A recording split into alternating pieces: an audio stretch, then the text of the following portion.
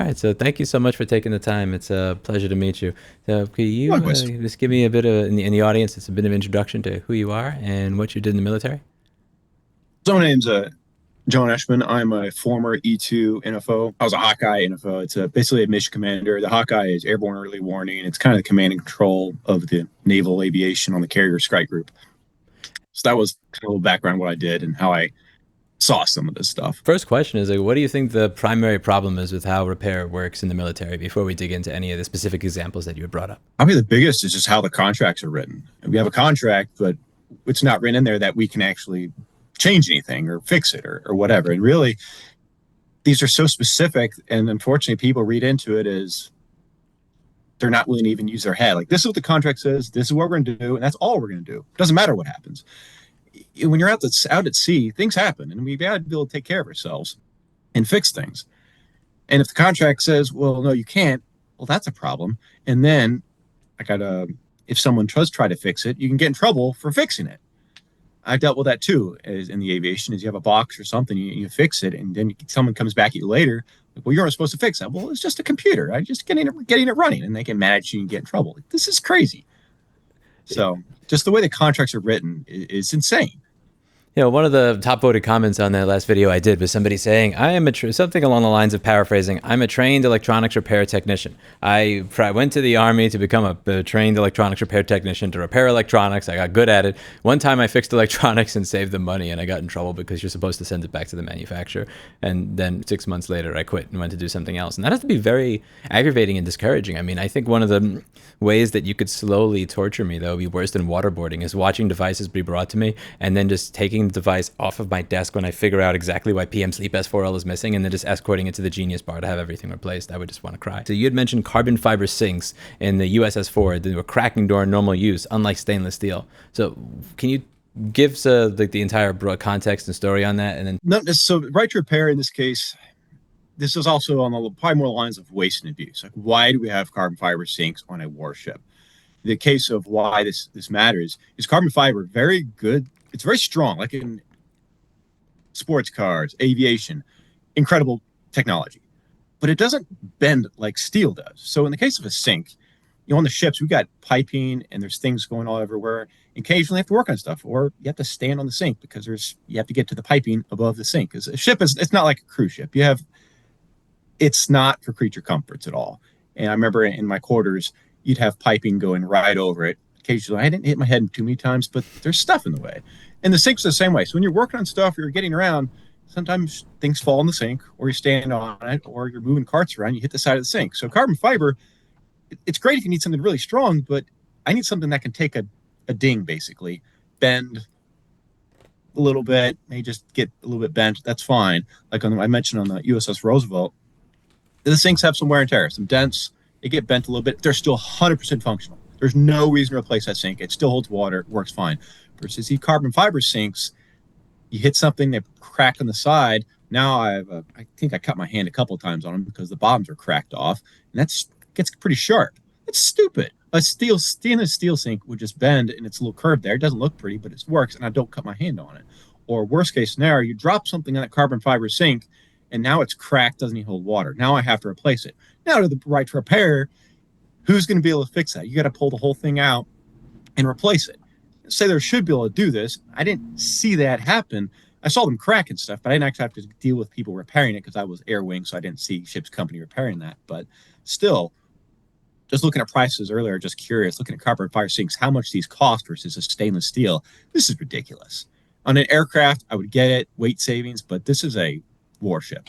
We don't really care that much about weight. Certainly not that little. So yeah, I mean, if you're buying a really nice bike to go around town in a race, I understand the point of carbon fiber, which is it's incredibly strong for its weight. But when you are talking about a warship, like when you were talking about carbon fiber, I'm thinking here of some luxury $4,000 bicycle, or a laptop that they're trying to make lighter, and it's just I don't think of light when I think of a warship. What really drives these types of, both not just expensive, but highly impractical decision making? Because on my channel, I talk a lot about certain design decisions that are made when they're putting together Apple products, like something such as having a 50-volt power line right next to a 1.7-volt data line that is on a section that is most likely to get water ingress in it. You know, I know what causes something like that. Like the person writing the PCB layout says pin 1 will be this and pin 43 will be backlight, and then the engineer that's putting the board view together says 1, 2, 3, 4, 5, 6, 7, 8, 9, 10, blah, blah, blah, and then pin 1 and 43 end up like right next to each other because they weren't speaking to each other. So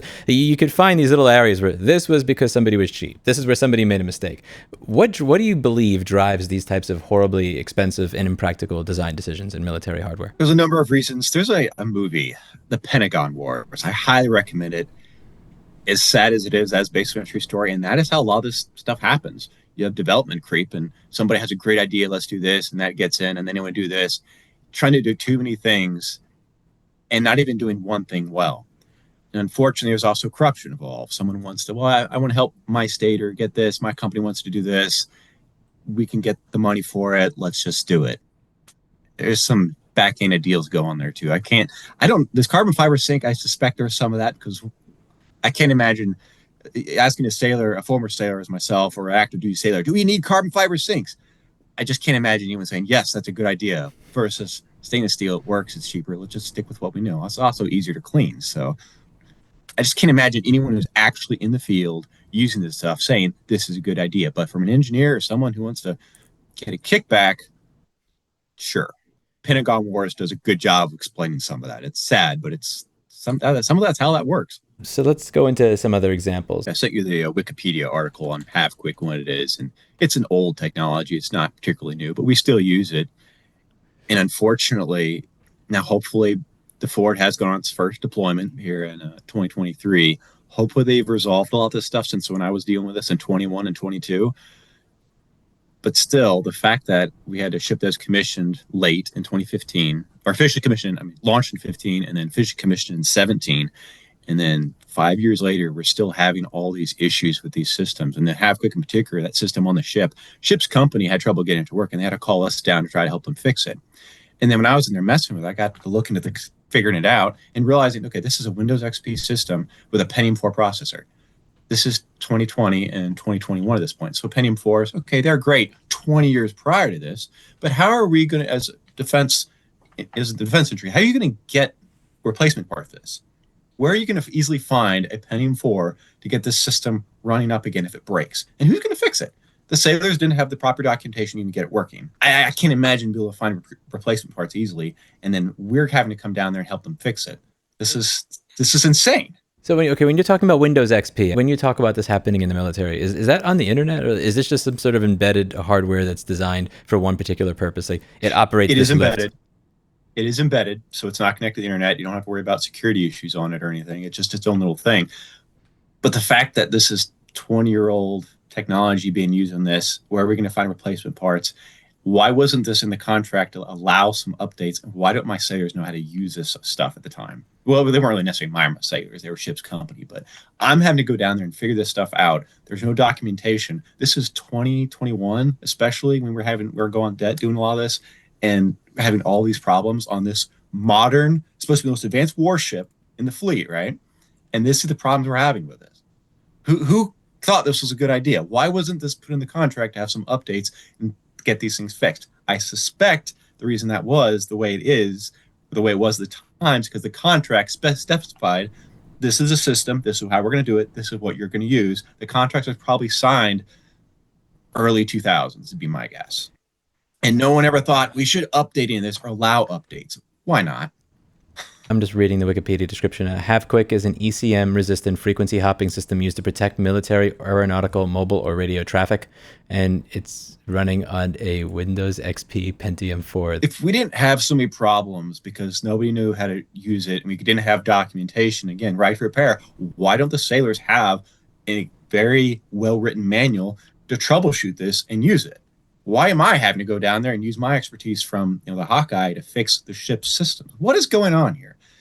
I mean, beyond just the fact that this is obsolete, there's nothing in the contract to update this.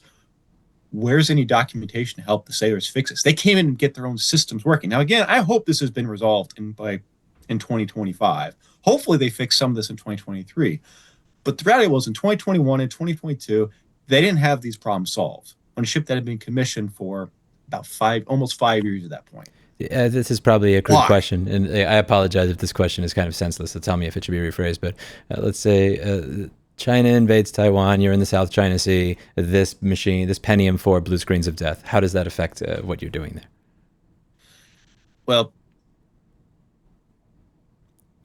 in the grand scheme of things, there's backups to backups to backups. We probably wouldn't use that. There's other things we could go to. So that's how you'd solve that. But the fact that we'd have to use a backup because of blue screen of death would be infuriating. Why? Okay, can you just walk the audience through the entire story of what happens with the USS Ford and the emails failure? So that was a failure where they got some warning lights. They didn't really understand, and they told us, well, it's not broken, it's degraded, or it's degraded, but it's in alternate mode. And they want us to go ahead and use it to fly off the ship. And they couldn't even explain what exactly had happened, what was wrong, or if it's really safe. And we went back and forth for a while on that, whether it actually will work, is it safe? And we never got a really good answer that, yes, this will work. Now, it did end up working, of course. But the fact that they have these areas, they don't even know what it is, and they want to put us on the line, it royally ticked us off. Like I said in emails, the only time I've ever seen all the junior guys like myself just, no, this is not safe. We're not doing this. Usually the junior guys, they get the opportunity to go off the ship, fly home first when we're coming back. But we just said, no, we're not doing this. This is not safe. Can you explain what that type of failure means to somebody who doesn't understand anything in either the Air Force or the Navy? Like, what does that type of failure mean? Like when an email's failure? It's a catapult system, launch the aircraft off the deck. And the exact failure, I can't tell you exactly what it was. But, if the catapult doesn't work, you're not getting off the ship. And if you start to go off, you start to launch, but you don't get enough speed off the ship, airplane goes in the water. That's bad. Yeah, it could be really bad. If there's a failure where you're starting to take off, but then it just doesn't develop the speed, aircraft, it can't slow down. There's no brakes on that. There's no runway there. You're taking off in this. If you've seen videos and movies, the catapult system of carriers, that's not very long. So if that fails to get you to the proper speed to get lift and take off, you're going down. In a story. And in the Hawkeye, there's no ejection seat. There's really no easy way around. You look on Wikipedia, look at Hawkeye crashes. Most of the time they go in the drink. High fatality rate. Okay, so how does it feel being asked to essentially launch a plane using a system that the engineers couldn't tell you what the failure was? Ticked was probably beyond. That's why we stood our ground. The GAO was like, this may not be safe. You can't confirm this is going to work or not. You want to put our lives at risk, and you don't even want to send an F-18 first who does have an ejection seat, who has, if there is a catastrophic failure, at least he can punch out. Thus in the back, like, we're just dead. Okay, and they're asking you to do. We were not comfortable with that at all. Can you give me an idea of the backgrounds of when you were being asked to do this? I mean, are you being asked to do this because this is just part of normal everyday procedure? Or are you being asked to do this because there's like a missile that's going to hit an important site and we need to launch and get it right now? Like, what was the? Because it sounds like they're asking you to potentially risk your life. Am I right? Potentially, yeah. We were not. We were actually just taking the aircraft off the ship to land them at home because we were about done with operations at sea. We're coming back. Like, we're about to land at home. We're just getting the whole ferrying the planes back to our the home airfield. That's it. It could have waited a day. It was not mission critical. It could have waited a day or two. Not the end of the world. But no, rather than investigate with engineers and get a firm answer of what's going on and confirm to us that no, this will work. This is not that serious. It's fine. They just wanted us to take it. And that was, it was infuriating that they would do that and not give us more information. I was asking about instances where having access to parts affected readiness, and that's a very, very narrow form of questioning. But what I'm finding in several of the talks I'm doing is that it just winds up going off into these other items where it's like, wait, I just can't let that little piece go. That really doesn't have to do with the specific thing that I'm asking you, but that is incredibly important. So to me, it sounds like you have a mission to complete. You're not doing this because in this immediate moment, there is a warship attacking Miami, or Taiwan has been invaded, but we're asking you to do something that has a fairly decent chance of death without there being some sort of mission critical reason for it when something's not working and they can't tell you why. And that's what it felt like in the wardroom with us. Is we're just going home. There's no mission. There's no risk. It could even wait. It could even wait a day or two till the engineers really investigate the system and confirm what happened. How serious is it? So because they couldn't even do that to us, they could have alleviated some of this if they just take the time to investigate and then give us, the ones who are actually going to be using the system, to fly off the ship to tell us, yes, this is what happened. It's okay. We got your back. It's going to work just fine. They didn't do that. Sometimes when you're in these operations, you like to have a nice little warm and fuzzy that this is going to work. It's going to be fine. I'm not going to die. And they didn't do that for us. Now, it did work. Some other senior officers took the chance and flew off with it. But still, that did not leave a good warm and fuzzy feeling for us, especially on the Ford as a whole. Just all these things we have encountered on it, like this, not good. That's horrible leadership, in my opinion. I'm not a member of the military, but it seems like from the way you're speaking, you would agree that this is not the best leadership. And one of the questions I have is with my own business, which is totally separate from this. I'm not saying it's okay when people do the wrong thing, but I could at least understand the incentive structures. If there's somebody who is calling in 5 times a day and they're passive aggressive, and maybe let's say this is a technician who is answering the phone by themselves, and they're not really good at advocating for themselves, and they're not good at setting boundaries, and they don't feel comfortable with it. Overpromise, underdeliver. Maybe, oh crap, I overpromised. Now I have to figure out how to make up the time somewhere else because I spent too much time on this problem, and they wind up not running jumper wires the way they're supposed to, or they don't take the time to make sure there's no corrosion under something. It's not right, but I can understand the underlying incentive structure that led them to take those actions. In your case, what are the underlying incentive structures? Is it just one isolated case of bad leadership? Is it a cultural thing? Is it a procedural thing? What is the incentive structure to tell you this doesn't work, but we'd like you to launch, even though there's a chance that you may die doing it for no reason because we're going home? Like, try to help me understand that. Well, I'm out now in part because of this. I would definitely call it out as there's a lot of bad leadership in the military, and there's this incentive to be a yes man. In the military, you don't want yes men. You want people who feel they have the ability and they've got the backbone to stand their ground when something is wrong. And that's why me, myself, and the other JOs, we refuse to until you give us since this particular incident is not mission critical, we're just going home. If you're not going to give us more information to know, so we know this is safe, we're not going to do this. We're not. There's no reason to risk our lives for this. It's like in aviation. You don't fly into a thunderstorm unless you need to, basically. There's no reason to put yourself at additional risk when you don't need to. Why do that? But unfortunately, there's so much pressure coming down from the higher levels, whether it be political level, admirals, and coming on down, that leadership caves more often than not. And I think this instance was a case of that, where the senior leadership on the ship, rather than staying their ground and say, no, this isn't safe, we're going to hold off, wait for engineers, they got pressured. I suspect, this is my opinion, they got pressured by the Pentagon and some very high officials to get this thing home, just do it. And that's I've seen that before in other cases that I probably shouldn't go into, but in this case in particular, I suspect that's what happened. And unfortunately, there's not enough people in the military, especially at the senior officer level, to say, no, this is not safe. We don't have all the answers. We're going to wait. I'm sorry, sir. I'm not going to do this because this is unsafe. Now, you were saying, very much. You said that the E2 officers decided that we're going to do this instead of once you said no, they took it on themselves to do it.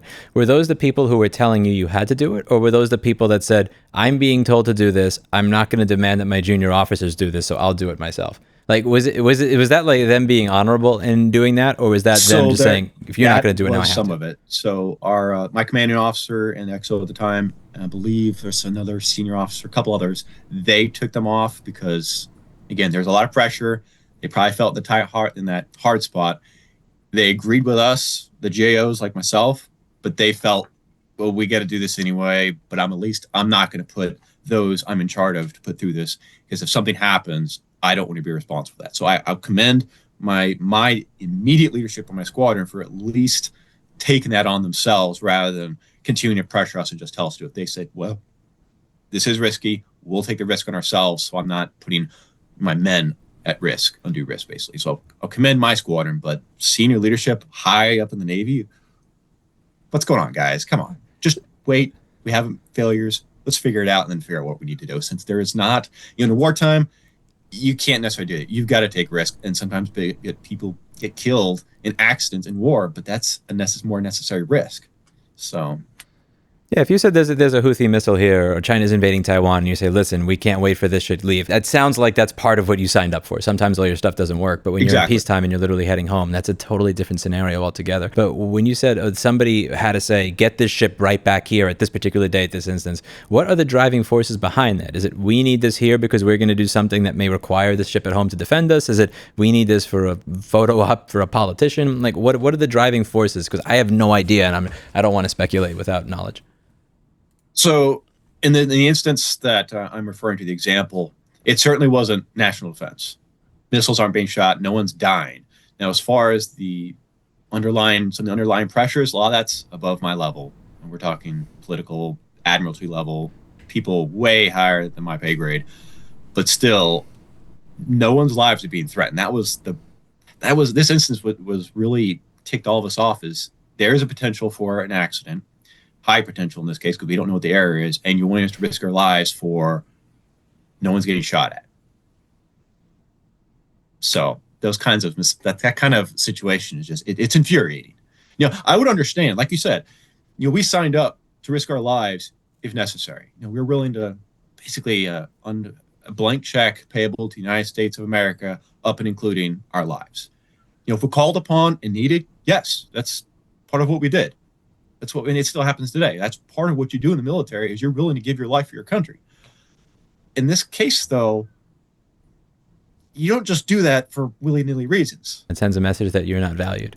And I spoke with somebody else who was discussing a completely different set of issues that made them feel not valued. And he was talking about how intellectual property that could be in the hands of the military, the Army, the Navy, the Marines themselves, and the government themselves winds up in private contractors because private contractors provide this incentive to create it for them, whereas the military is kind of churning them through. He was talking about the difference between recruitment and retaining. And there's all this talk about recruitment. I remember hearing President Trump talking about how recruitment numbers were up when he got elected. One of the questions that I had, what are you doing to retain the people you have? Are you as excited about retaining as you are about recruitment? Because having to train new people is very difficult. And if somebody like you who has many years of experience, who's exceptional at what you do, leaves, you have to replace that. And there's a lot of cost in training you. And I'm not necessarily nice to my employees because I'm such a nice person. I'm nice because I don't have to retrain people more than once every 8 to 10 years because you stick around because you were not put in a bad situation. Would you be able to introduce the audience to the E2 Hawkeye story? Because that one seems the most relevant to this whole idea of not having access to the parts, tools, schematics, diagrams, software necessary to fix something. And this kind of ties in closest to the issue when I talk about cars or tractors or smartphones. Yes, this is very related. This is when you talk about right repair. This example was one of the first that came to my mind. So the E2 Hawkeye, like I mentioned earlier, it's airborne early warning, command and control platform of the Navy, carrier-based, so it's kind of the eyes in the sky, if you will. It's a communications platform. We communicate with all kinds of stuff, other assets. So the system, I can't go into details exactly what it was, but it was a communication system. It was a router. Like you have a home router, you log in with your password, you have troubleshooting, you just log in with a password, username and password, and you look at your stuff, you troubleshoot, you fix it, you back on the internet, and you're good. This system was, for all practical purposes, that. Again, I can't go into details what it was, what it connected to or anything, but essentially a router. We had some problems and I was in the squadron. I was an avionics division officer, so I'm in charge of these guys, the technicians who are in charge working on avionics. I know my guys. They know what they're doing. They're trained to work on this platform. A lot of them are geeks. I would trust them to work on computers, servers, Linux. I mean, these guys are smart. They know what they're doing. They can handle this. They can also learn stuff. They've proven that. So I've got this system, essentially a router, not complicated. We're trying to troubleshoot this aircraft, get these things fixed. And we were stuck because we can't log in. We can't get access to this router, if you will. So this is part of a program that's contracted out. There's a contractor in charge of this. We reach out to him. He's hundreds, 1,000 miles away. Who knows where he was at.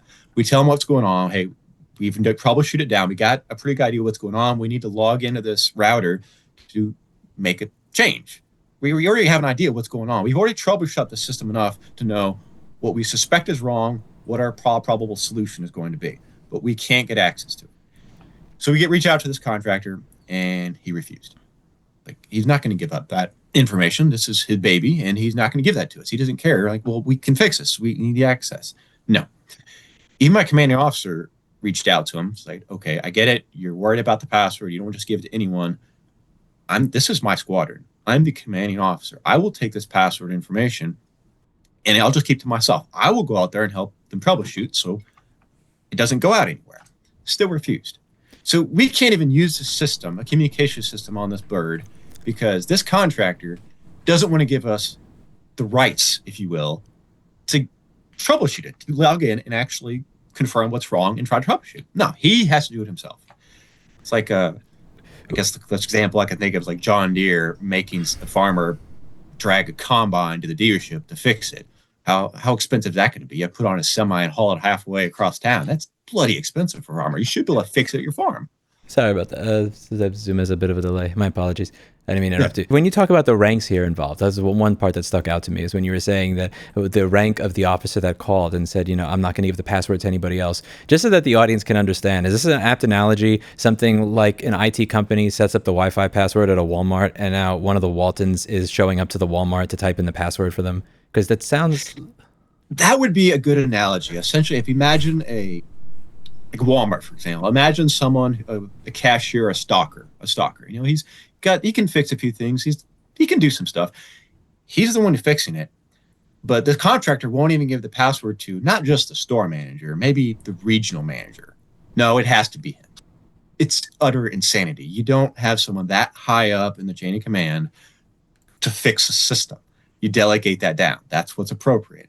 And that wasn't happening here. He didn't get, the resolution was the contractor comes back out and fixes it. But why did it have to come to that? And also, the biggest issue here is, let's say we are at war.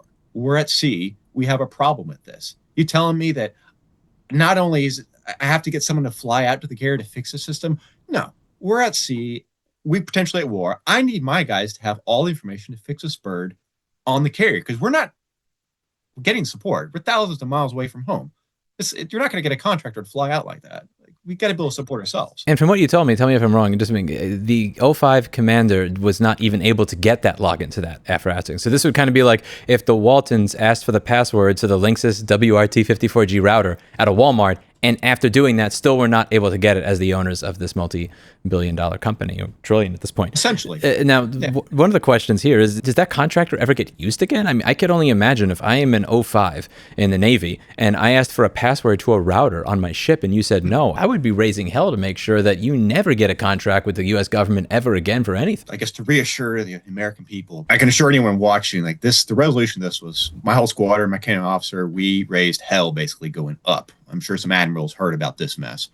I don't know if that contractor, what happened to him or what the resolution is, but we definitely complained as much as we could to high levels of the Navy, and hopefully someone at the admiral level said, yeah, this is stupid. We're not going to deal with this. And they fixed it. But I didn't get to see that. So from other cases, do contractors who behave that way have some level of confidence that I can get away with this? Is there any system, or is there a set of reasons that allow them to treat you this way? Or is there a sense of, I really shouldn't be doing that?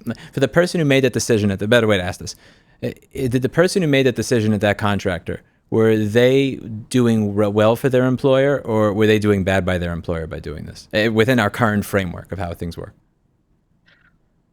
My opinion of the contracting in the Department of Defense is there is an insane amount of corruption.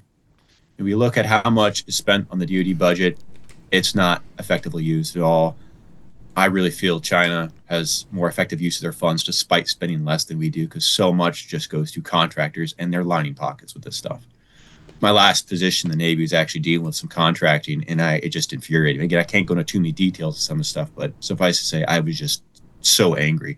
Adding reasons why I just had to leave the Navy is I complained to senators and representatives. I actually got myself in some trouble because I did some congressional inquiries and really tried to get people on the Hill to get involved in some issues going on. And I I've ruffled feathers above me, so I'm out of the Navy now. But anyway, that sort of situation is just, it's still going on. And there's so much corruption in these contractors. They know there's job security. They know it's coming. It's easy money. And there's buddy. I actually knew a story, kind of similar tangent.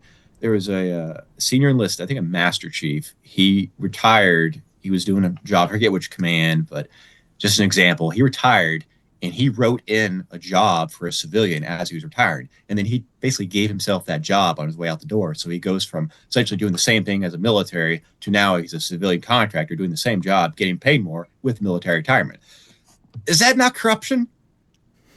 What the heck, man? I mean, I heard about that. It's infuriating. That's blood boiling. That person that did that for their employer, I'm not saying it was a good thing that they did it, but I mean for them, that person was not getting their entire company fired from ever doing business with the Army again, or the Navy or the Marines, because there's like it sounds like they feel like they're okay in doing that.